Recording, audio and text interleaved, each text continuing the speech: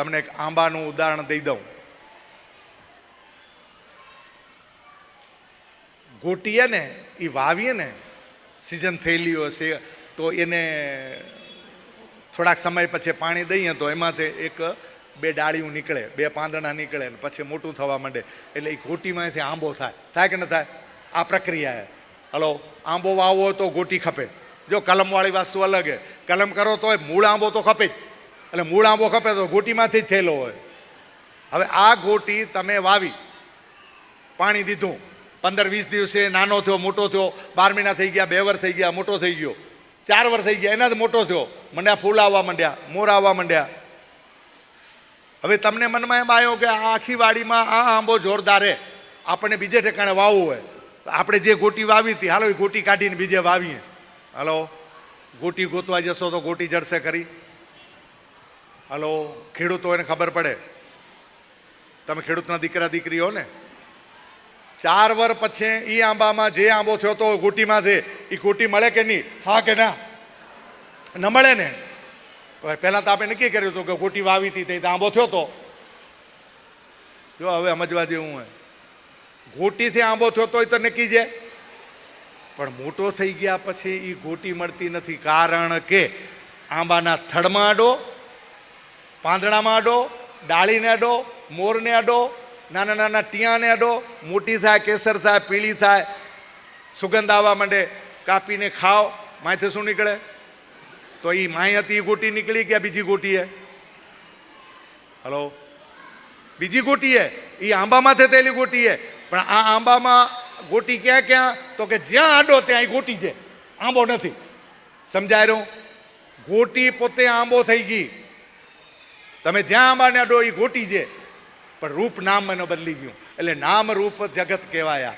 આ જગતમાં જેમ આંબો એ ગોટીમાંથી ઊભો થઈ ગયો હોય, આંબો પોતે જ ગોટી થઈ ગયું હોય, એ ગોટીમાંથી તે આખો આંબો કેરી થઈ ગયો હોય, એ જ બધું થઈ ગયું હોય. એમ પરમાત્મા પોતે આ જગતની રચના કરી અને અહીંયા માવજીભાઈ ને, અમૃતભાઈ ને, ખીમજીભાઈ ને, મંજુલાબેન ને આ બધા આપણે અહીંયા પેદા કરી દીધા. પરમાત્મા આપણા રૂપમાં એ ગોટી સ્વરૂપે, આંબા સ્વરૂપે, શરીર સ્વરૂપે પરમાત્મા જ આપણામાં વસેલો હોય, બીજે ક્યાંય છે નહીં. એ પરમાત્મા દેખાય નહીં, પણ એનું કામ કરે પડ્યો, એની ક્રિયા થાય પડી. માં મોર આવે પડ્યા, વળી પાછા કેરીઓ લાગે પડી, ગોટીઓ આવે પડી, વળી વાવો પડ્યા, વળી થાય પડ્યો. આ જગત આખું આવું છે, નામ રૂપાત્મક જગતે, એમાં ફસાવું નહીં. પણ હું પોતે ચેતન સ્વરૂપ હું, પરમાત્માનો અંશ હું, નાનો ખૂબ છતાં હું તારો, તવ શક્તિ અભિમાન. એમ પરમાત્માને યાદ કરી અને હંમેશા પરમાત્માને આપે નામ સ્મરણ કરતા રહીએ.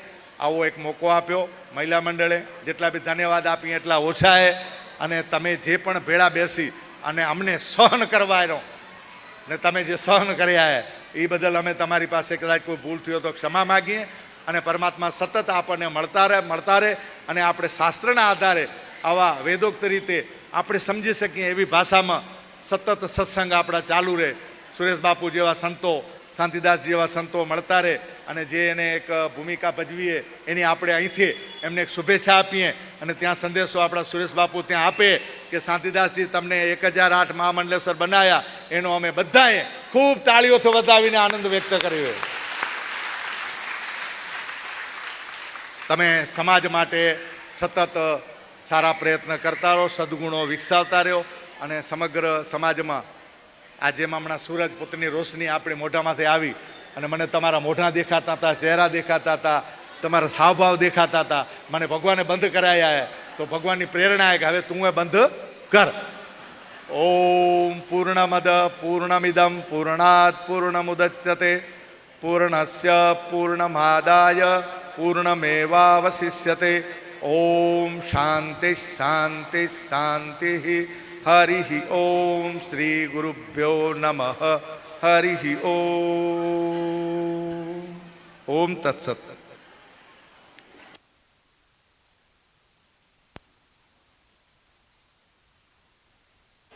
સૌ પ્રથમ તો તાળીઓના ગડગડાટથી વધાવી લઈશું.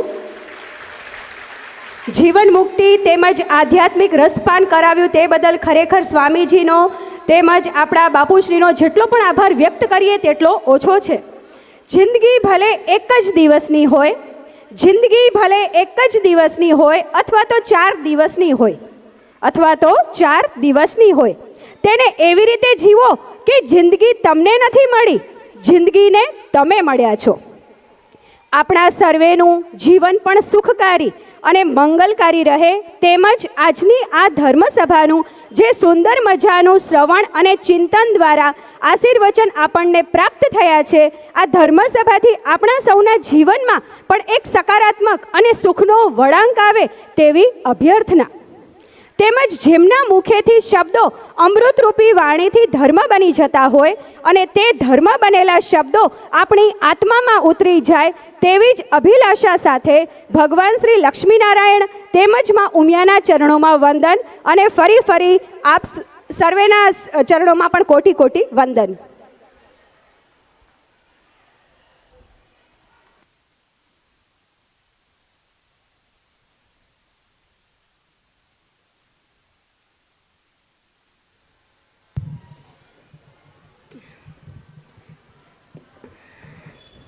હવે આપણા સમાજના પ્રમુખશ્રીને હું વિનંતી કરીશ કે આજના દિવસને અનુરૂપ પોતાનું પ્રાસંગિક પ્રવચન આપશે, તો વધારશો અહીં. બોલો લક્ષ્મીનારાયણ ભગવાન કી જય, ઉમિયા માત કી જય. આજ આનંદ, આજ ઉછરંગ, આજ નયનોમાં નીર સખી. આજ અમારે આંગણે આજે સંતો આવ્યા એટલે અમને અતિ ઉત્સાહ અને આનંદ. અને આ મહિલા મંડળને હું અહીંથી એક શુભેચ્છા પાઠવું છું કે આવો વિચાર આપણે ધર્મનો તમે મારા કને મૂક્યો અને મને પણ અંદરથી એટલી જે મારા મનની વાત હતી ને એ તમે કરી દીધી. એમ મને ખરેખર કોઈ ધર્મની વાત કરે ને એટલે મારા હૃદયમાં અને મારા શરીરમાં જેટલા રૂવાણ એને મનને એમ થાય કે ખરેખર સાચી વસ્તુ એક ધર્મ જ છે. બાકી તો આપણે જે લૌકિક વ્યવહાર પ્રમાણે આપણે બધા પ્રોગ્રામ કરતા રહીએ, પણ આ જે વસ્તુ છે ને એ આપણે જીવનમાં ઉતારવા જેવી છે. અને હું તો એમ કહું છું કે આપણે 3 મહિને અગર 6 મહિને એક આપણે મુંદ્રાની સમાજમાં ધર્મસભા વારાફરતી બધા સંતોને આપણે સાંભળીએ અને આવા સંતો મળે તો આપણે ખરેખર આપણે ઘરના પોતાના અને આપણે સીધી વાત કરી શકીએ. એમ જેને કોઈ મોટા હોય તો આપણે એને ફોન કરવો પણ વિચાર થાય. આ તો હવે સાવ આપણે જેમને કહીને જ્યારે મન થાય ત્યારે આપણે ફોન કરી શકીએ. એટલે મને અતિ આનંદ થયો ને તમે વાત કરી કે આપણે આવી રીતે આપણે પ્રોગ્રામ બનાવવાનો છે મહિલા મંડળ તરફથી, તો મને એમ થયું કે નાનો શું કામ આપણે મોટો જ કરીએ એમ. અને તમને પણ મજા આવી હશે અને મને તો અતિ આનંદ થયો. ને તમે પધાર્યા એ અમારા મુંદ્રા સમાજ તરફથી હું તમને અહીંથી ખૂબ ખૂબ અભિનંદન દઉં છું, મને આમંત્રણ પણ દઉં છું. બીજી વાર જ્યારે અમને જરૂર પડે એટલે તમે જરૂર પધારજો. અસ્તુ.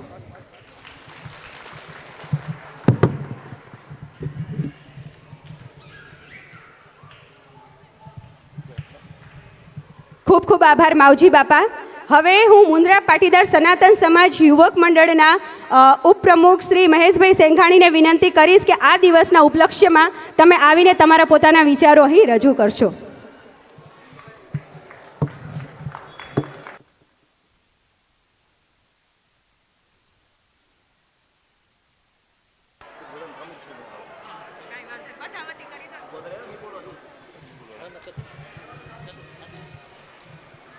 ઓમતા ઉદ્બોધન પ્રમુખશ્રીનું આવતું હોય છે, પણ આ ખોટું મને હજી ખેડે રાવમાં એમ યોગ મંડળમાં કાંઈ વાંધો નહીં.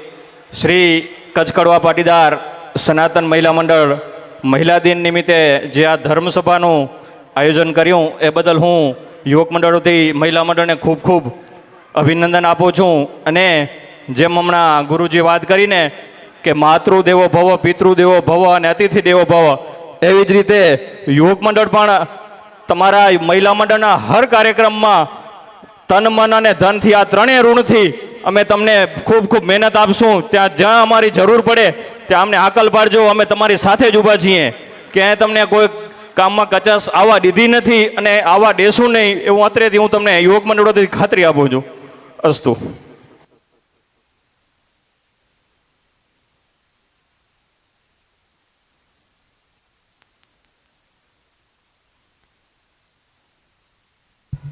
ખૂબ ખૂબ આભાર મહેશભાઈનો. હવે આપણને કચ્છ કડવા પાટીદાર સનાતન સમગ્ર સમાજને શ્રી રામચરિત માનસ જ્ઞાન યજ્ઞ એવં ભંડારા મહોત્સવનું આમંત્રણ મળ્યું છે. કથા પ્રારંભ થાય છે 21/3/2025 શુક્રવારથી 29/3/2025 શનિવાર સુધી, અને નિમંત્રણ આપણને મળ્યું છે મહંત શ્રી કલ્યાણદાસજી મહારાજ, ગુરુ શ્રી દયારામજી મહારાજ, મહંત શ્રી શાંતિદાસજી મહારાજ, ગુરુ શ્રી લક્ષ્મીદાસજી મહારાજ, રવિભાણ આશ્રમ વિરાણી મોટી, સદગુરુ શ્રી હરિ સાહેબ આશ્રમ, મુકામ છે હિંગરિયા, પોસ્ટ નરેડી, તાલુકા અબડાસા, જિલ્લો કચ્છ. તો આપણને સર્વેને જે આમંત્રણ મળ્યું છે અને આપણે પણ આ સહસ્ત્ર આમંત્રણ જે છે એ સ્વીકારીએ છીએ.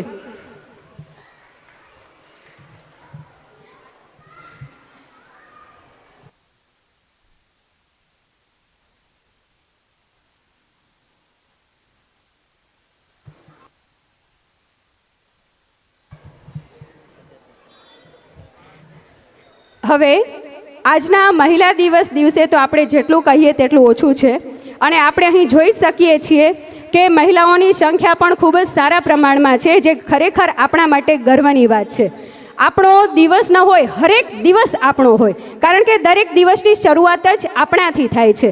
તો હવે આજે આપણી સમક્ષ આપણા સ્વામીશ્રી તેમજ આપણા જે ગુરુશ્રી અહીં ઉપસ્થિત છે, તો આપણી પાસે કોઈ પણ પ્રકારનો પ્રશ્ન હોય આધ્યાત્મિક, તો આપણે અહીં પ્રશ્ન ખુલ્લા મંચમાં રજૂ કરી શકીએ છીએ.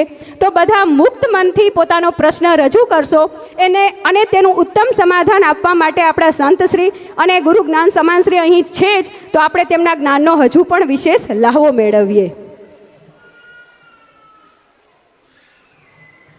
બધા પોતે વિચારી રાખો અને પોતાનો પ્રશ્ન નિસંકોચપણે અહીં રજૂ કરો. આપણી સમાજ છે, આપણો જ પરિવાર છે. કોઈ પણ જાતના ઘરની જ વાત છે, અને કોઈ પણ જાતના ડર વગર નિસંકોચપણે આપણે આપણું જે શંકાનું સમાધાન જે છે એ શંકાનું સમાધાન આજે આપણે અહીં મેળવી શકીશું.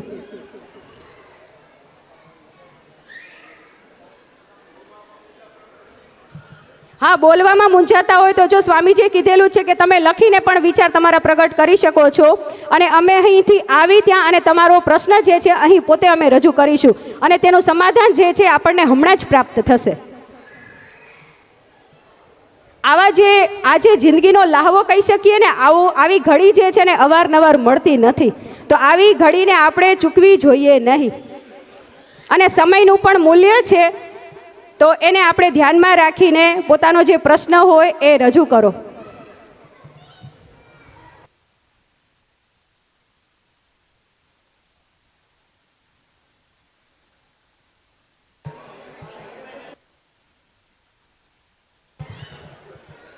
હા, ભરતભાઈ હડપાણીને આપણે વિનંતી કરશું કે તમે આ દિવસના ઉપલક્ષ્યમાં પોતાના વિચારો રજૂ કરો. સર્વેની લાગણી અને માંગણી બંને છે. ના, થોડાક તો તમારા વિચારો રજૂ કરો, પછી માઇકનું સેટિંગ કરજો. પ્રશ્નો હજી આવે ત્યાં સુધી તમે તમારા વિચારો રજૂ કરી શકો છો, જેનાથી કરીને નેક્સ્ટ ટાઈમ આપણે મહિલા દિવસની ઉજવણી કરવાની હોય તો આપણે હજી પણ આનાથી કંઈક સારા અને શ્રેષ્ઠ પ્રયત્નો કરવા માટે હંમેશા પ્રયત્નશીલ રહીશું.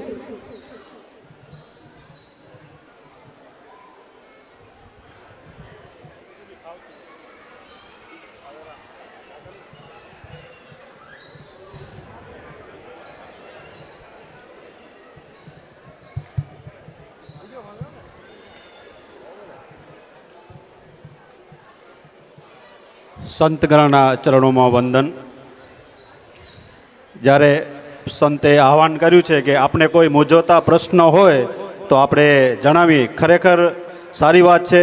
આપણા જીવનની અંદર ઘણા બધા એવા પ્રશ્નો હોય જ છે, પણ ખુલ્લા મંચમાં આવીને બોલવું એ પણ એક મહત્વ, જેને કહેવાય ને, કદાચ બોલી ન શકતા પણ સંતે કીધું કે તમે લખીને પણ મોકલાવો. તો મારો પ્રશ્ન તો નથી, પણ આમ જનરલ એક આપણે ધર્મ જાગરણ આપણે કરવું જોઈએ.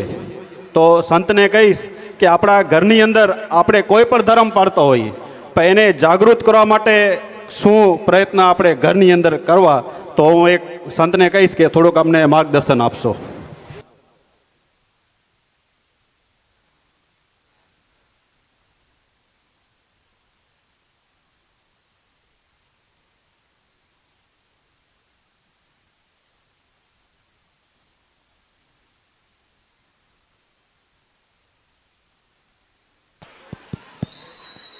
હરિઓમ.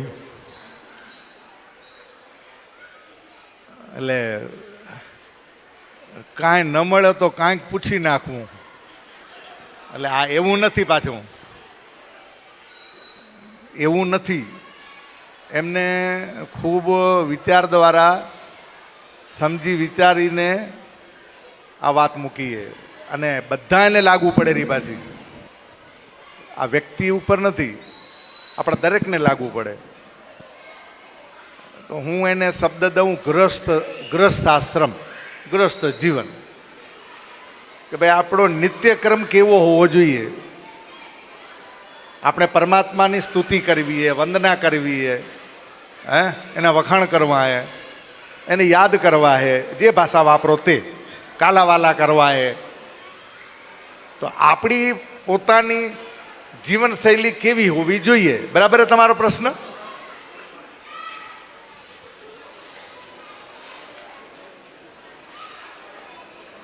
હલો ભાઈ, તમારો પ્રશ્ન બરાબર એ સમજી ગયા?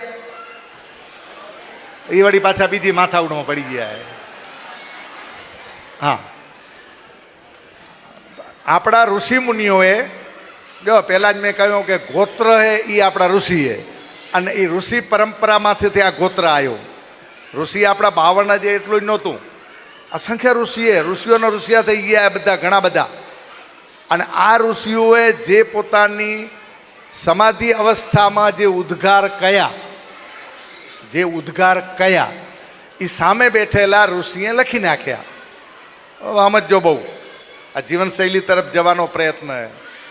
આ જ્ઞાન કેટલું ઊંચું હોય કે જે સમાધિ અવસ્થામાં હતા એને તો ભાન નહોતું, કાંઈ શરીરનું ભાન નહોતું, કાંઈ ભાન નહોતું, પણ પરમાત્માની વાણી એના કંઠેથી નીકળી ગઈ, એનાથી ઉદ્ગારો નીકળી ગયા, એનાથી બોલાઈ ગયું. એને ભાન નહોતું કારણ કે એ સમાધિ અવસ્થામાં હતા. પણ સામે લખનાર જે હતા ઋષિ મુનિ, એને લખી નાખ્યું. એની જે દેવરૂપી હશે, સંસ્કૃત હશે, જે ભાષા હશે તે. તો આપણું જે શાસ્ત્ર છે, વેદ, ઉપનિષદ, ન્યાયસૂત્ર, પ્રસ્થાનત્રયી, આ બધા એક એક શાસ્ત્રના અભ્યાસ હોય આપણા ભણવા માટેના, વેદાંતના, ઋષિમુનિઓની પરંપરાના. તો એમાં કોઈ વ્યક્તિના લખાણના શાસ્ત્ર નથી. એટલે વ્યક્તિનું ન હોવાથી, એ પરમાત્માની વાણી હોવાથી, એ પરમાત્માની જ વાણી લખવાની અને લખેલી હોવાથી એ શાસ્ત્રોને અપૌરુષેય શાસ્ત્ર કહેવાય. શું કહેવાય? અપૌરુષેય શાસ્ત્ર. એટલે વ્યક્તિગત લખાયેલું નહીં. તમે શિક્ષિકાઓ તમારી ભાષા ઉપર, શબ્દો ઉપર બહુ ખૂબ સારી પકડે, તમને વધારે જલ્દી શબ્દો પકડાય. કે પરમાત્માની વાણી જે નીકળી ગઈ હતી, એ લખનાર કેમ કહેરા કે હું મારું નામ નહીં લખું, બોલનાર કે હું મારું નામ નહીં લખું. તો વાણી કોની? તો કે પરમાત્માની. પરમાત્માએ વાણી આપણને દીધી. આપણા શાસ્ત્રો ને એ અપૌરુષ છે, એટલે વ્યક્તિગત નથી. અને એના આધારે જે વટલાયેલા અથવા તો સમયકાળે ફેરફારો કરીને જેને લખ્યા એને વ્યક્તિગત વિચારો હોવાના કારણે એ શાસ્ત્રને માન્ય નથી. જ્યારે શાસ્ત્રને માન્ય એવા શાસ્ત્ર કેટલા? તો કે વેદ, ઉપનિષદ, ન્યાયસૂત્ર અને શ્રીમદ ભગવદ્ ગીતા. પણ શ્રીમદ ભગવદ્ ગીતાને પણ શ્રુતિ જ્ઞાન ન કહેવાય. આ તો હું ભણ્યો પછી મને ખબર પડી કે આ તો ઊંચું જ્ઞાન હે. વેદ અને ઉપનિષદના તો સારે નહીં, એને સ્મૃતિ જ્ઞાન કહેવાય. શ્રીમદ ભગવદ્ ગીતા શ્રુતિમાં ના આવે, એ સ્મૃતિમાં આવે. અચ્છા, આ શું કામ આ વાત કરી? તો કે આટલું ઊંચું જ્ઞાન ઋષિ મુનિઓએ આપણને આપણની જીવનશૈલી જીવવા માટે આપણને રસ્તાઓ બતાવ્યા. તમારો જે પ્રશ્ન એ આ છે કે એમાં શું રસ્તા બતાવ્યા? તો કે મનુષ્ય જીવન કેવું હોવું ખપે? તો કે વર્ણ આશ્રમ વ્યવસ્થા હોવી જોઈએ. આ આશ્રમોમાં અમારે કરવાની ક્રિયા, તમને શીખવવાની ક્રિયા. સંન્યાસીઓએ તમને શીખવવા માટેનો આ પગથિયાં, આ પદ્ધતિ છે. વર્ણાશ્રમ એટલે 4 વર્ણ, જેવો સ્વભાવ, જેવી પ્રકૃતિ લઈને આવ્યો હોય. જન્મથી કોઈ પણ જ્યાં જન્મેલો એ વર્ણ નથી. બ્રાહ્મણના ઘરમાં જન્મ્યો એટલે બ્રાહ્મણ એવું નહીં માની લેવું. કર્મથી બ્રાહ્મણ, કર્મથી ક્ષત્રિય, કર્મથી વૈશ્ય અને કર્મથી શુદ્ર. જે કર્મથી એવું હોય એનું વર્ણ કહેવામાં આવે. અને આ વર્ણ આશ્રમ વ્યવસ્થા થવાની. કયા આશ્રમ? હમણાં આપણે 4 નામ લીધા: બ્રહ્મચાર્ય આશ્રમ, ગૃહસ્થાશ્રમ, વાનપ્રસ્થાશ્રમ અને સંન્યાસાશ્રમ. જવું તો સંન્યાસમાં છે, જ્ઞાનની દિશામાં જવું હોય, પણ પેલું જીવનને ઘડવું પડશે, એટલે ભણવું પડશે. 25% આપણો વર્ગ ટોટલી અભ્યાસ જિજ્ઞાસુ વૃત્તિથી ભણવાનું. 25% આપણી ઉંમર આવી એમાં ગ્રસ્ત જીવનનો સદુપયોગ કરવો, આ શરીરનો પૂરેપૂરો ઉપયોગ કરવાનો, નાણાં કમાવાના, જીવન જીવવા માટે જે જે વસ્તુની જરૂર હોય બધું કમાવાનું. પણ સદ ઉપયોગ સમજતીથી કઈ રીતે? તો કે સત્વગુણથી ઉત્પન્ન કરવાનું. અને સત્વગુણથી ઉત્પન્ન કરેલું હશે એ વ્યર્થ નહીં જાય, એ વાનપ્રસ્થિમાં જવા માટે એને સરળતા રહેશે. આ આપણું જીવન છે. પણ હવે આપણા જીવન માટે સરળતા કરવી હોય તો સવારના ટાઈમમાં રામ પ્રહરમાં ઉઠી જવું. કોને? જેની ઉંમર એવી હોય એને. બાળકો હોય એની પ્રમાણે ઉઠે. સ્કૂલે જવું હોય તો વહેલા ઉઠે ના કે નહીં? સ્કૂલમાં જવું હોય એટલે વહેલું ઉઠવું જ પડે. તો માએ એનાથી પહેલાં ઉઠવું પડે, એને ઉઠાડવા પડે, એને તૈયાર કરવા પડે, એને નવરાવવા પડે, એને જે ખોરાક દેવો હોય એ જમાડવાનો તૈયારી કરવી પડે. આ તૈયારી માટે જીવન વ્યવહારમાં જો કરતા આવીએ તો પરમાત્માને વચ્ચે રાખીને બધી ક્રિયા કરવાની. આ થઈ ગયો ગ્રસ્ત જીવનનો ભાગ, કે સવારમાં કેટલા વાગે ઉઠવું, ઉઠીને પહેલું શું કામ કરવું, નાહવું ધોવું, દીવોબત્તી કરવી. જે પણ પરમાત્મા આપણા ઈષ્ટદેવ એ આટલા બધા બેઠા હો ને, બધાના ઈષ્ટદેવ અલગ છે. હું એક સત્ય વસ્તુ કહીશ ને, તમને અઘરી લાગશે. આપણે ભલે લક્ષ્મી નારાયણના અનુયાયી હોય, કુળદેવી ભલે ઉમિયા હે, પણ તમારા બધા એની અંદર હે ને એક પ્રકૃતિગત મૂકેલું હોય ને, એ ઈષ્ટદેવ તમારો અલગ છે. બહારથી ભલે માનતા હો, પણ માયથી તમે આંબે માને માનતા હશો, ઉમિયા માને માનતા હશો, આશાપુરા માને માનતા હશો, કોઈ મેરડી માને માનતા હશો, કોઈ મમ્માઈ માને માનતા હશો, કોઈ કિયા ભગવાનને માનતા હશો, રામને માનતા હશો, કૃષ્ણને માનતા હશો. આ રામ પરિવારમાંથી આવેલા આ બધા એક ના બધાના પોતપોતાના ઈષ્ટદેવ હોય. એ ઈષ્ટદેવને ધ્યાનમાં રાખીને એના ગ્રંથો અને એના શાસ્ત્રો આપવામાં આવ્યા. એનું પઠન પાઠન કરો. તમે કોનું પઠન પાઠન કરવા મહત્વનું નથી, પણ જે પઠન પાઠન કરો એ તમારા અંતરાત્માને આનંદ દેરો કે નહીં. ભલે 5 મિનિટ ભણો, 5 જ મિનિટ વાંચો, 5 જ મિનિટ તમે પૂજા પાઠ કરો, પણ તમે પરમાત્માને તમારા અંદરથી અંતરાત્માથી એને યાદ કરો. આંખ બંધ થઈ જાય તો એ મૂર્તિ દેખાવી ખપે, એક જ મૂર્તિ દેખાવી ખપે. ઓમને સ્મરવા તો ઓમ જ દેખાવો ખપે. અકાર, ઉકાર અને મકાર, બ્રહ્મા વિષ્ણુ અને મહેશ ત્રણેય સ્વરૂપમાં જગતની પહેલું જ મેં તમને કહ્યું કે ઉત્પત્તિ કરનારી એ, પાલન કરનારી એ અને સંહાર કરનાર પણ એ. આ ત્રણેય અલગ નથી, કાર્ય અલગ છે. ત્રણેયનો કરતો તો ઓમકાર એક જ છે, અને એ ધ્વનિ છે, એ શબ્દ નથી. ઓહો, આટલી ઊંચી ભાષા તમે પહેલાં ન બોલ્યા. અરે એ બધું બોલવાનું ન હોય, સમજવાનું હોય કે આપણે કોને માની રહ્યા, આપે ક્યાં ઊભા અહીંયા. ઉદાહરણ દઈશ એટલે જલ્દી સમજાશે.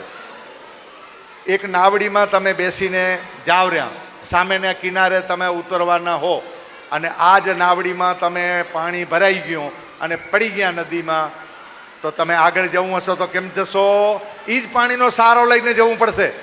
થોડું કામ નથી આવનારું, તરીને જવું પડશે. તરતા નથી આવડતું તો માટીમાં દોડો, ગમે એમ કરો, ઘેસરકા મારો, પણ કિનારે પહોંચવું પડશે. જો જીવવારું કરીને આટલો પ્રયત્ન કરતા આવીએ તો જે ઈષ્ટદેવ આપણો અંદર મળ્યો હોય અંતરાત્માથી, એનું સ્મરણ કરો, એનું નામ લો અને એની સ્તુતિ કરો. થોડો સમય કરો, પણ આપણો જે જીવન વ્યવહાર એ ક્લિયર કરો. નૈનિકતા જે છે એકબીજા સાથે રહેવાની, એ વ્યવહાર જગત તમારો શુદ્ધ કરો. એકબીજા સાથે, મા બાપ સાથે, કુટુંબ સાથે, પરિવાર સાથે, છોકરા સાથે જેમ રહેવું હોય એ રહેણી કેણી તમારી સુધારો. જો પાપ નહીં રહે મનમાં તો સમજી લેજો કે તમે પ્રયાગરાજ જઈ આવ્યા, ઘરે બેઠે ગંગા આવી ગઈ, ક્યાંય જવાની જરૂર નથી. ઘડી ઘડી હું ત્યાં બોલતો હતો, મા બાપને, સાસુ સસરાની સેવા કરો. શું ફળ મળશે? આ જ ફળ મળશે, અંતરાત્માનો આનંદ મળશે. તમે સાંજે સૂઈ રહેશો ને તો માય પરમાત્મા તમને સપનામાં આવશે. એ જ મા બાપના આશીર્વાદથી તમે ધાર્યું નહીં હોય એવું, અને તમને જે વિઘ્ન આવતા હશે ને એ વિઘ્ન ટળી જશે. 100% આ પરિણામ એનું. પણ તમે મા બાપને મા બાપ તરીકે એકવાર પૂજાતા કરો. પહેલાં પોતાના મા બાપને તો પૂજો. એટલે કયો માતૃદેવો ભવ. એમને ફરી શબ્દ લીધો તો એટલે મને કહેવો પડ્યો કે મા અને બાપને પહેલાં પૂજો, મંદિરે પછી જજો. મંદિરની મૂર્તિ તમને પછી સમાધાન આપશે. પહેલાં મા અને બાપ ઘરના, કુટુંબના, પરિવારના ભૂખ્યા હશે ને તમે બારે જમાડવા જશો, કોઈ દિવસ સુખી નહીં થાવ. આ સત્ય હકીકતે શાસ્ત્ર આધારિત. એ જ પ્રમાણે સંધ્યાએ સાંજે તમે ભેળા બેસો આખું કુટુંબ, પ્રાર્થના કરો, પગે લાગો એકબીજાને, જમવાનું એ બધાના અન્ન એક, એના મન એક. પછી શું કરવાનું? તો કે જો બહેનો હોય ને એ વાસણ માંજવા જાય તો ભાઈઓ બારે નીકળે અને સરસ મજાનું સોપારી વગરનું પાન લઈ આવે, સુગંધિત, અને તમને ખવડાવે. રોજ ખાતા હશો પાન? લઈ આવે ને પાન ખવરા ને? એટલે પાન નહીં ખાતા તો મુખવાસ તો ખાતા હશો, હો અવેરિયાળી ને ઈ. તો એ બધા સાથે બેસીને રેણ કરો, આ એકબીજાને પાન ખવડાવો, મુખવાસ ખાઓ, અને આખા દીમાં જે પણ કાર્યવાહી થઈ હતી એની ચર્ચા કરો. કાંઈ પણ ભાંગતૂટ થઈ હતી એને રેણ કરી નાખો. આ રેણનો શબ્દ જ રેણ. બીજે દિવસે શું કરવું એડવાન્સમાં 5 મિનિટમાં ચર્ચા કરી લો. સવારે વહુએ શું કરવું, દીકરાએ શું કરવું, હાઉએ શું કરવું, હારાએ શું કરવું, ભાઈએ શું કરવું. સવારના ઉઠીને બીજું કરવાનું કામ શું રહ્યું? ના, તો પરવારીને ધંધે લાગી જવું, નિકિતા થઈ ગયું, આ કરવું હે. રાતે હોઈને ઊંઘ કરશો, અને જેની ઊંઘ સારી એને વિચાર સારા, અને જેની વિચાર સારા એનું મન શાંત, અને જેનું મન શાંત એ જીવતે સ્વર્ગમાં પહોંચી ગયો એ બરાબર હે. એટલે જીવનચર્યા આપણી આવી હોવી જોઈએ, આ શાસ્ત્ર એમ કહે. સ્વામીજી, બીજો એક પ્રશ્ન તૈયાર જ છે. પરમાત્મા એટલે શું? આપણે શા માટે ભગવાનનું નામ લેવું જોઈએ? અને આ પ્રશ્ન જે છે એ છે આપણી નાનકડી દીકરી સેંઘાણી વૃંદા વિજયભાઈ અને પોકાર સ્નેહી અશ્વિનભાઈના મનમાં ઉપસ્થિત થયો છે. તો તેમની આ શંકાનું સમાધાન આપશો.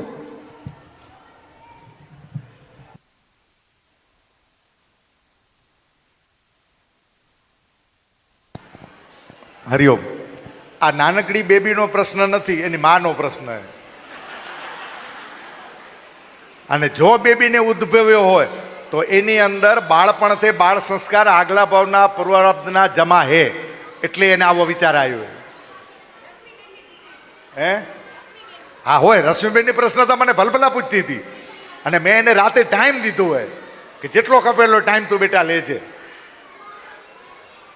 હવે હમણાં આપણે જે ચર્ચા કરીને એમાં એ દીકરીનો વિષય નથી, પણ છતાં દીકરી જો આટલી આગળ વધી હોય, એમાં જિજ્ઞાસા જાગી હોય, નચિકેતાનો જો ભાવ જાગી ગયો હોય, તો શુભ એના અણસારે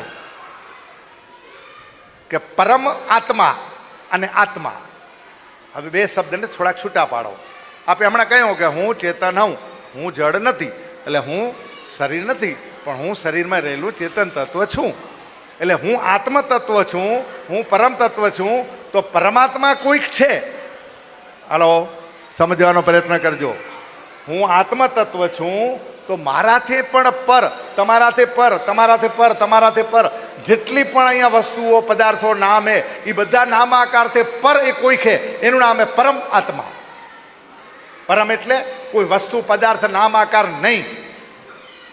આવું એક તત્વ હે જેને આપણે કહ્યું કે આ જગત આખાનું નિયંત્રણ કરી રહ્યું હે.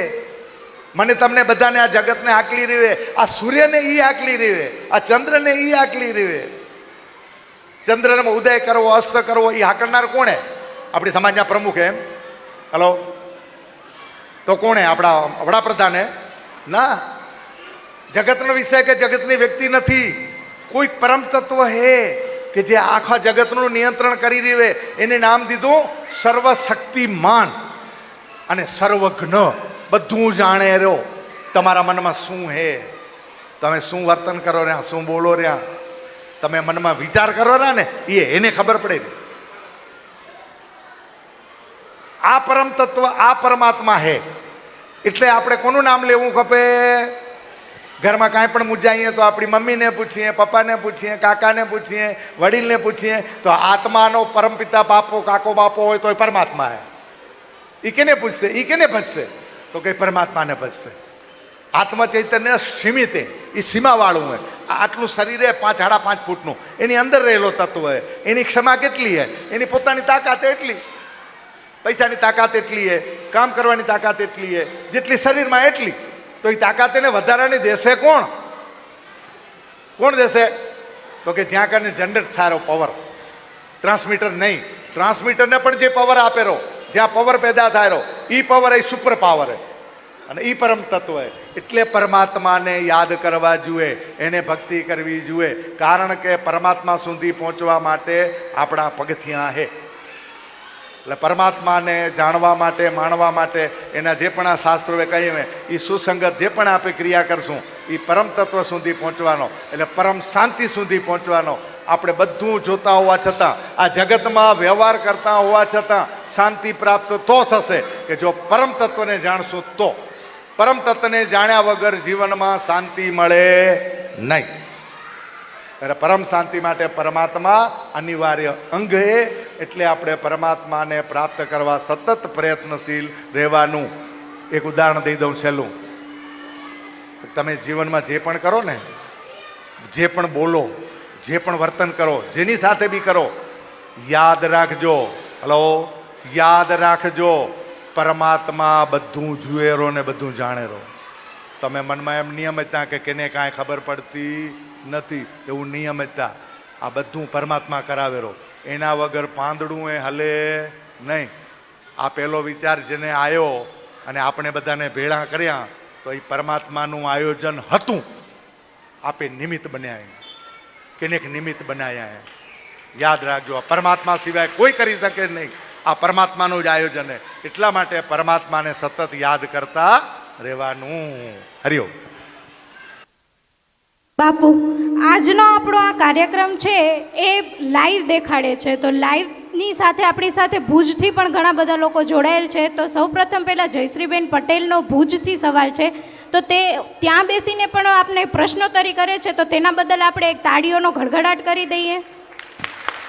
જયશ્રીબેનનો એવો પ્રશ્ન છે કે મનુષ્ય યોની આપને ક્યારે મળે? તમે કીધું કે મનુષ્ય યોની આપને ક્યારે મળે? જ્યારે આપણો પાપ અને પુણ્ય બેલેન્સ થાય ત્યારે, બરોબર? તો એમનો પ્રશ્ન એ છે કે આપણે એ પણ સાંભળ્યું છે કે 7 જન્મના પાપ અને પુણ્ય આપને ભોગવવા પડે છે. તો આપણે આ જન્મનું પુણ્ય અને પાપ અહીં જ ભોગવવાનું છે કે આવતા 7 જન્મ સુધી પણ ભોગવવાનું છે? પાછલા 2 વાક્ય ફરી રિપીટ કરો. પાછલા 2 વાક્ય ખાલી. પાછળ એમ કહે છે કે 7 જન્મનું પાપ અને પુણ્ય એ આપણને આ જ જન્મમાં ભોગવવાનું છે કે આવતા 7 જન્મો સુધી આપણે ભોગવવાનું છે? હરિઓમ. આપણા સુરેશ બાપુ રજા લઈ રહ્યા છે. એમને એક જગ્યાએ જવાનું હોવાથી એમને મજા આવતી હતી એટલે કે મેં સમય કાઢ્યો થોડોક, પણ હવે મને રજા દો તો હું વિદાય લઉં. એટલે આપણે બધા ખૂબ તાળીઓથી એમને વધાવી, એમને વિદાય આપીએ. વળી પાછા સુરેશ બાપુ જ્યારે બોલાવીએ ત્યારે મળતા રહેજો. અને શાંતિદાસજી બાપુને અમારા જય હરિઓમ. એક હોય છે શ્રદ્ધા અને એક હોય છે માન્યતા. અહીંયા પ્રશ્ન જે પૂછાણો હોય ને એ માન્યતાનો પ્રશ્ન છે, શ્રદ્ધાનો પ્રશ્ન નથી. હું સ્પષ્ટ વક્તા હું, કારણ કે હું વેદ અને ઉપનિષદ ભણીને આવેલો હું જાણુરો બધો એવું નથી.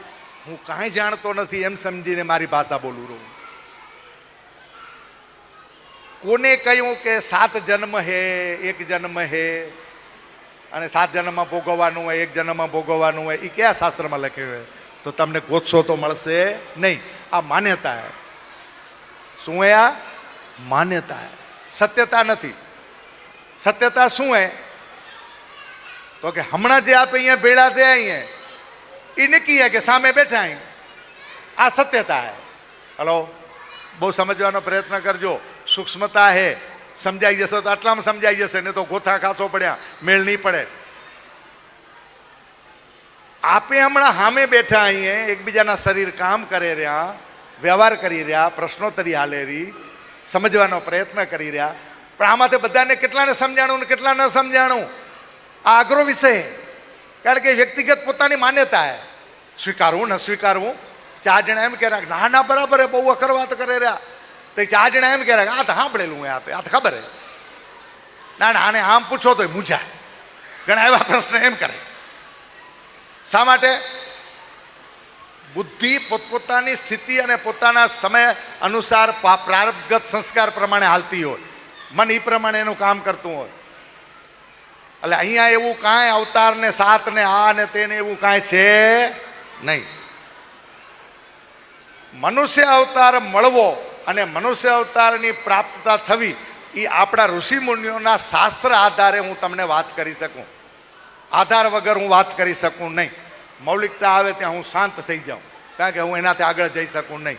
હું જે ભણ્યો હું અને મેં જે જાણ્યું હું એના આધાર લઈને કહી શકું કે કઠોપનિષદની અંદર નચિકેતાને યમરાજાએ એના ગુરુએ એને આ જવાબ અહીંયા આપેલો હોય આ પ્રશ્નનો જ કે જેવી વ્યક્તિ જેવા કર્મ કર્યા હોય એવું ભોગવવા એને આ ભવ કે અન્ય ભવોમાં આવવું પડે ને આવવું પડે. સારા કર્મ કર્યા સારું ફળ ભોગવશે, ખરાબ કર્મ કર્યા તો ખરાબ કર્મ ભોગવશે. આ વિષય ઉપર હું ઘણો ઊંડો નથી જતો. આપણને ખબર છે કે ઘણા કુટુંબો સમાજમાં માણસો વ્યક્તિઓ પૈસા હોવા છતાં દુઃખી થાય રહ્યા, ઘણાના ઘરમાં સંપત્તિ ન હોવા છતાં સુખી ફરતા હોય, કારણ કે એના આગલા ભાવના કર્મો એવા એટલે એ ભોગવવા આવ્યા. હવે એ મનુષ્યને અવતારને એક જ સત્તા દીધી કે તારે જો પાપ અને પુણ્ય આગલા ભાવના જે ભોગવવા આવ્યા હો એમાંથી જો નીકળી જવું હોય તો મનુષ્ય અવતારને એક સત્તા દીધી કે તું મનુષ્ય તરીકે આ શાસ્ત્રમાં કહ્યું તે પ્રમાણે જો તારી જીવનચર્યા કરીશ તો તને બીજો જન્મ મળશે નહીં. ગીતામાં સ્પષ્ટ ભગવાને ત્યાં કહી દીધું કે બીજો જન્મ તારો થશે નહીં. આને કહેવાય જીવન મુક્તિ. જાણી લે કે તું આત્મા હો, તું શરીર નથી, તો તું બંધનમાંથી મુક્ત હો. નિષ્કામ કર્મ પૂજા કહેવામાં આવે. ગીતાજીનો 3, 4 અને 5મો અધ્યાય 6થા અધ્યાયમાં પૂર્ણ કરે કે તું પરમાત્માને વચ્ચે રાખીને કર્મ કર. હે પરમાત્મા, આ તારા માટે મેં કર્મ કર્યો, મને કાંઈ આમાં ફળ ખપતું નથી. આ કર્મનું ફળ જે જડાય તારું, મારું નહીં. હવે જો કર્મનું ફળ આપણને નથી જડતું તો બંધન કેવું? હલો, સમજાય રહ્યું? જે કર્મ આપણને પરમાત્માને સોંપી દીધું તો એનું જે ફળ આવે એ આપણને ખપતું નથી, એ પરમાત્માને સોંપી દેવાનું. આને કહેવાય નિષ્કામ કર્મ પૂજા. એ પૂજા થઈ જાય. તમે જે પણ કર્મ કરો એ ફળમાં તમને જરાય આશા નથી. એટલે ભગવાન કહી દે એ ફળ મને લઈ લીધું, હું લઈ લઉં રહો, એ તને ક્યાંય ફળ લેવા દેવા નથી, તું મૂકતો, તને બંધન નડશે નહીં. એટલે 7 ફેરા અને 7 જન્મમાંથી છૂટી જવાનું. આપણે જે પણ કરવા અહીંયા આવ્યા હમણાં એ આપણે નિષ્ઠાપૂર્વક સત્વગુણી બની અને કર્મ કરતા રહેવું. સત્વગુણી બની અને એ કર્મ કરતું રહેવું કે જેમ બને એમ વહેલી તકે આ કર્મમાંથી મુક્ત થઈ જવું. આપણા કર્મ કેમ વહેલા પૂરા થાય આ કરવા, કેમ વહેલા થઈ જાય પૂરા, એટલું જ કરી નાખવાનું. બાકી જો હું તમને આની એક સ્પષ્ટતા વ્યંગમાં કહી દઉં કે મર્યા પછી નથી મોબાઈલ આવનારો, નથી ફોન આવનારો, નથી ટપાલ આવનારી, નથી ગદ અને સતી ગતિ કાંઈ આવનારી નથી. તો શાસ્ત્ર આધારે પ્રમાણિત આપણા ઋષિમુનિઓએ જે આપણને કહ્યું હોય એમાં એમ સ્પષ્ટ કહી દીધું હોય કે તમારું બેલેન્સ તમારે જાળવી અને મનુષ્ય બનવાનું હે. આપણે માણ અહીં કંઈ નહીં એની ખબર નથી, પણ સદગુણી બનવાનું હે. એટલે કર્મ તમારા ફળ ભોગવ્યા વગર તમારો છૂટકો નથી. આ શરીરે ભોગવવા આવ્યું હે અને ભોગવ્યા વગર એને મુક્તિ મળે તેમ નથી. ખ્યાલ આવ્યો તમને કે મને? હું કોઈ આપણે મુક્ત નથી. આગલા ભાવના કર્મ ભોગવવા આયા અને ભોગવ્યા વગર છૂટકો નથી. પણ પરમાત્માને વચ્ચે રાખીને નિષ્કામ કરવાથી આપણા ફળ પેદા નહીં થાય. ફળ પેદા નહીં થાય એટલે ભોગવા નહીં પડે. આ રસ્તો પરમાત્માએ ગીતામાં પણ બતાવ્યો અને કઠોપનિષદમાં પણ બતાવ્યો. આભાર સ્વામીજી. હવે બીજો પ્રશ્ન છે, જ્યારે આપણે પ્રાર્થના કરીએ છીએ ત્યારે હાથ કેમ ઘસીએ છીએ? આ પણ આપણી નાનકડી દીકરી સેંઘાણી વિહા વિજયભાઈ અને પોકાર અક્ષી અશ્વિનભાઈનો પ્રશ્ન છે. બહુ સરસ પ્રશ્ન છે.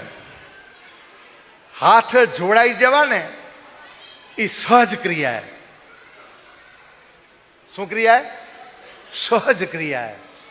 તમે કોઈને પણ વંદન કરો કે કોઈ પણ ક્રિયા કરો એટલે એક હાથ લાંબો થાય. પણ 2 હાથ ક્યારે લાંબા થાય? કે જ્યારે તમને એના ઉપર ભાવ આવે. અભાવ આવે તો ના આવે, અભાવ આવે તો એક હાથેથી જ બધું કામ થાય. પણ જ્યારે ભાવ આવે ને ત્યારે 2 હાથ આપોઆપ ભેળા થઈ જાય અને એ વંદન કરવાની એક મુદ્રામાં આવી જાય આપોઆપ. તો એ સહજ થતી ક્રિયા. આપણે પ્રયત્ન નથી કરતા, નાનું છોરું એને આપણે શીખવાડીએ શરૂઆતમાં કે તમારા ટીચરને વંદન કરો, 2 હાથ જોડીને, ચાલો મા બાપને પગે લાગીને સ્કૂલે જાઓ. આ શું કર્યું? આપે એને આદત પાડી. પેલી આદત એને પાડી, પછી એનો સંસ્કાર બની ગયા. પછી સહજ થઈ જાય કે ભાઈ વંદન કરવા જ પડે મોટા હોય ને, અને મોટાને વંદન કરવા હોય તો 2 હાથ જોડવા જ પડે. 2 હાથ આપોઆપ જોડાઈ જાય. શા માટે? તો કે છાતી હૃદય ને ત્યાં હાથ પહોંચે રહ્યા. અને આપણે બધા માની રહ્યા મમઈ વાંસો જીવલોકે જીવભૂત સનાતન. શરીરમાં પરમાત્મા ક્યાં બેઠો હોય? તો કે હૃદય તસ્થતિ પસ્થ તિષ્ઠતિ. અંદર બેઠેલું હોય, અહીંયા બેઠેલું હોય. એટલે હૃદય કને આપે હાથ લઈ જઈ રહ્યા. એટલે હૃદયથી આપે એને નમસ્કાર કરી રહ્યા. એટલે હૃદયમાં પરમાત્માનું સ્થાન હે એવી આપણી માન્યતા હે. બાકી હૃદયમાં નહીં, આખા શરીરમાં જ્યાં આડો ત્યાં પરમ તત્વ છે અને છે. પણ સમજવા માટે આપણને હૃદયમાં પરમાત્મા બેઠો હોય એટલે વંદન હાથ હૃદય સુધી જવા ખપે અને થવું ખપે. આ આપણા શાસ્ત્રે આપેલી પદ્ધતિ છે. એટલે વંદન કરવા એ આપણી સંસ્કૃતિ અને સંસ્કાર. ગુરુજી, આજનો આપણો છેલ્લો પ્રશ્ન કે ગુરુ કરવા શા માટે જરૂરી છે? બધાનું અનુસરણ કરીને કે પછી ગુરુ આપણા મનથી કયા કારણથી કરવા જરૂરી છે? તમે અંતિમે કહો રહ્યા ને આવો અઘરો પ્રશ્ન કરો રહ્યા. બહુ અઘરો પ્રશ્ન હે, સમજવા જેવો પ્રશ્ન હે. આ માત્ર ને માત્ર ગુરુ ઉપર તમે 1.5-2 કલાક સુધી આપણે આની ઉપર વિચારણા કરી શકીએ. ટૂંકમાં કહેવું પડશે મને પ્રશ્નોત્તરીય, એટલે તમને સમજાય ભાષામાં હું પ્રયત્ન કરીશ. પેલું તો તમે બેન, તમારું નામ શું? સ્વાતિબેન. હે? સ્વાતિબેન. સ્વાતિબેન. તમારું બેન? જિજ્ઞાબેન. જિજ્ઞાબેન. જિજ્ઞાબેન અને સ્વાતિબેન બેના શરીરનું નામ હે અને બે અલગ અલગ હે. પ્રશ્ન એક હે, નામ અલગ હે, પ્રશ્ન એક હે, વિચારણા એક હે. ગુરુ એટલે આપણે જે સમજી રહ્યા ને એની વ્યવહારિક ભાષામાં વ્યાખ્યા ટૂંકી કરી નાખી. હલો ભાઈઓ, જરાક પાછળ પેલા ભાઈઓ થોડીક શાંતિ રાખજો, ખાલી 5 મિનિટ. જો ગુજરાતી આટલા બધા ભણેલા હતા હોજ, મને ખબર હે. હલો બેન, તમે ટીચર હો ને, તમે ધ્યાન દેજો. ગુજરાતી ભાષામાં ગુરુ એટલે શું અને લઘુ એટલે શું? હા, જવાબ જડી ગયો. હું અહીંયા પૂરું કરું રહું. લઘુ એટલે નાનો, પણ નાના કરતા કાંઈક વિશેષ હે એને ગુરુ કહેવાય. મારી ભાષા પકડાશે તો જ પકડાશે, નહીં તો નહીં પકડાય. મને ગુજરાતીમાં ઘણા માર્ક આવતા, હું ભણતો તે દીએ, અને ભગવાને મને આ યોગ દીધો. લઘુ એટલે નાનું હોય, એના કને એ જ્ઞાન નથી, એ સમજણ નથી. તો એ શું કરે રહો? તો કે જેના કને જ્ઞાન હે ને એના કને જઈને પ્રાપ્ત કરે રહો. આને શું કહેવાય? પેલા સ્કૂલમાં ગયા તો ટીચર મળ્યા, માએ તો જ્ઞાન દીધું, બાપે જ્ઞાન દીધું, વ્યવહારિક જ્ઞાન દીધું, કુટુંબિક જ્ઞાન દીધું, લોહીના સંસ્કાર દીધા શામજી બાપા. પણ શિક્ષકને ગયા ત્યારે શિક્ષકે બાહ્ય જીવનલક્ષી જ્ઞાન આપવાનો શરૂઆત કરી, કારણ કે એના કને નહોતું. એટલે લઘુએ ગુરુ કને જઈને જ્ઞાન પ્રાપ્ત કરવું પડ્યું. એટલે લઘુ શું થઈ ગયો? ત્યાં આપણી ભાષામાં શિષ્ય થઈ ગયો. અને ગુરુ શું થઈ ગયો? તો કે મોટો થઈ ગયો, ગુરુ થઈ ગયો. ગુરુ કને જ્ઞાન હોય તો જ ગુરુ બની શકે, જ્ઞાન ન હોય તો એ ગુરુ ન કહેવાય. ગુરુ ઘંટ દયાળ ઘણા હોય, એના કને જ્ઞાન હોય પણ છેતરવાનું જ્ઞાન હોય તો એ ગુરુ ન કહેવાય. ગુરુ કહેવાય પણ છેતરનાર ગુરુ કહેવાય. સમજાયું? છેતરનાર ગુરુ કહેવાય. પણ જે સાચું જ્ઞાન આપે, જીવનલક્ષી જ્ઞાન આપે, આપણને જીવતા જે મુક્તિ આપે, આપણને જે સાથે બેસાડીને આ સામાજિક વ્યવસ્થા પ્રમાણે આપે, જીવીએ ક્યાં, ખાઈએ ક્યાં, પીએ ક્યાં, રહીએ ક્યાં, એવું જે જ્ઞાન આપે એ ગુરુ કહેવાય. અહીંયા ગુરુ બે આયા, એક વ્યવહારિક જગતનો ગુરુ અને એક અધ્યાત્મ જગતનો ગુરુ. અધ્યાત્મ જગતનો ગુરુ તમારી અંદર તમારા અંતરાત્માની જ્ઞાનની વાત આપે, અને વ્યવહારિક જગતનો ગુરુ હોય એ તમને બાહ્ય જગતનું જ્ઞાન આપે, જગતના પદાર્થોનું જ્ઞાન આપે, વસ્તુઓનું જ્ઞાન આપે, નામ આકારનું જ્ઞાન આપે. એ ગુરુ અને આ ગુરુ વચ્ચે ઘણો ફરક, કારણ કે બાહ્ય જ્ઞાન આપે, અંતરાત્માનું જ્ઞાન એ આપી શકે નહીં, કારણ કે એની કને નથી. એટલે ગુરુ કરવા અનિવાર્ય છે, કારણ કે જ્ઞાન વગર મુક્તિ મળે નહીં.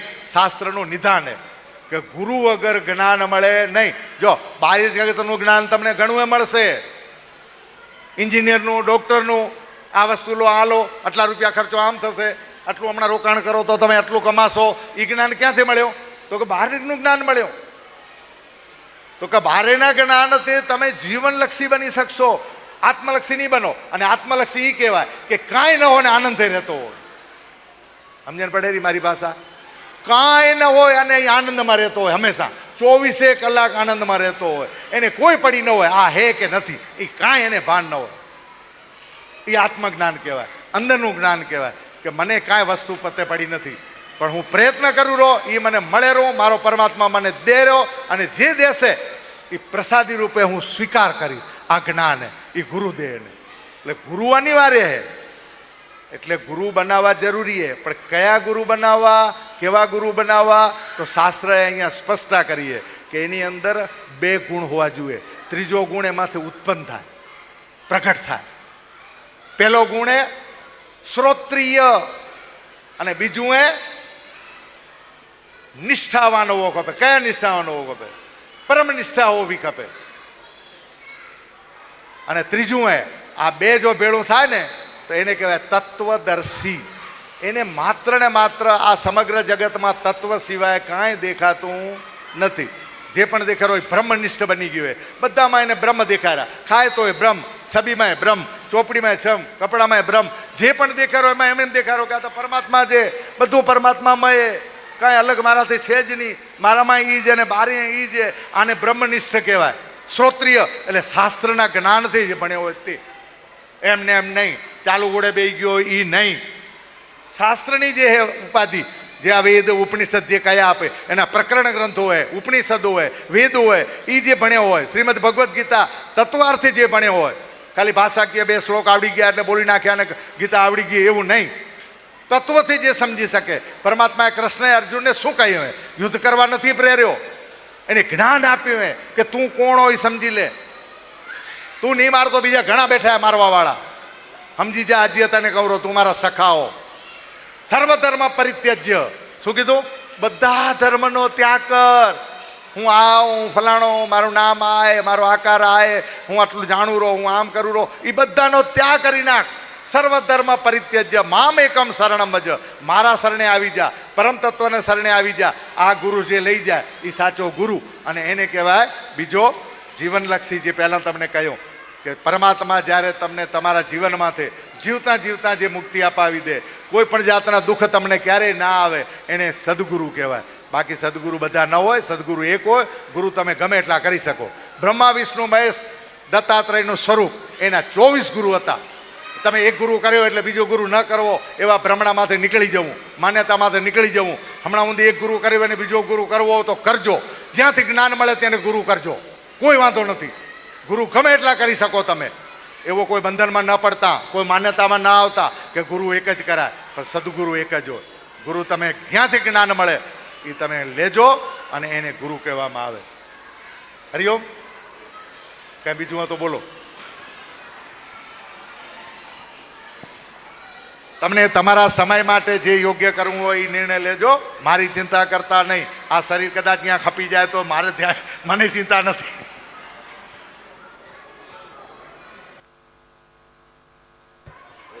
હવે આપણે આજના કાર્યક્રમમાં યોગદાન આપવાવાળા બધા દાતાશ્રીઓનું સન્માન કરીશું કે 25,000 રૂપિયા મહિલા મંડળ મુન્દ્રા તરફથી, 11,000 રૂપિયા યુવક મંડળ તરફથી, 5100 રૂપિયા ગંગાબેન શંકરલાલ વેલાણી તરફથી, 5100 રૂપિયા મંજુલાબેન તુલસીભાઈ ચૌધરી તરફથી, 5100 રૂપિયા મંજુલાબેન માવજીભાઈ ધોળુ તરફથી. તો સર્વે દાતાઓનો તાળીઓના ગડગડાટથી આપણે વધાવીએ.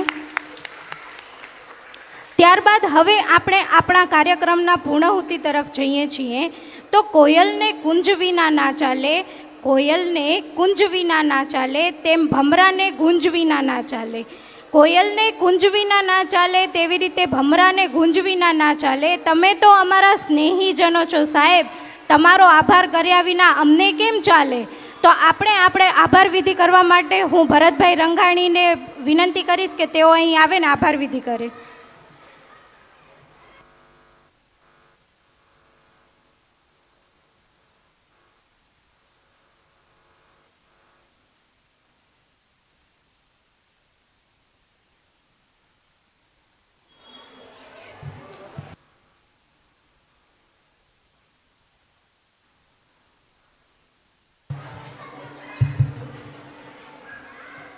હલો.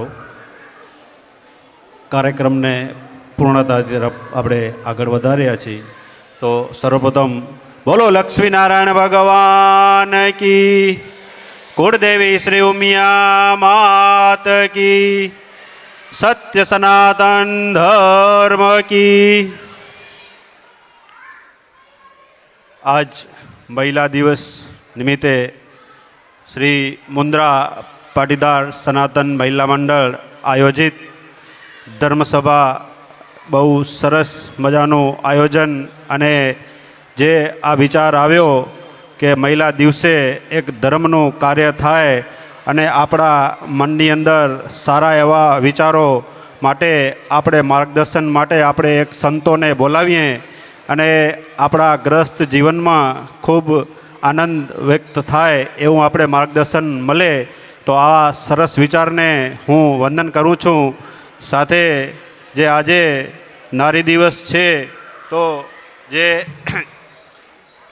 એક દીકરીથી લઈ એક મા સુધીની જિંદગીમાં તમામ પાત્રો ભજવી અને સર્વે સંબંધો સાચવી ઘરને ખુશખુશાલ રાખનાર ઘરની અન્નપૂર્ણાને હું મસ્તકે વંદન કરું છું.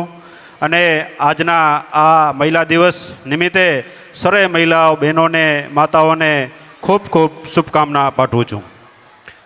આજની આ સભાને આભાર તરફ લઈ જતા આપણી વચ્ચે ઉપસ્થિત સંત શ્રી વલ્લભકૃષ્ણદાસજી તેમજ સંત શ્રી સુરેશદાસજી બાપુ,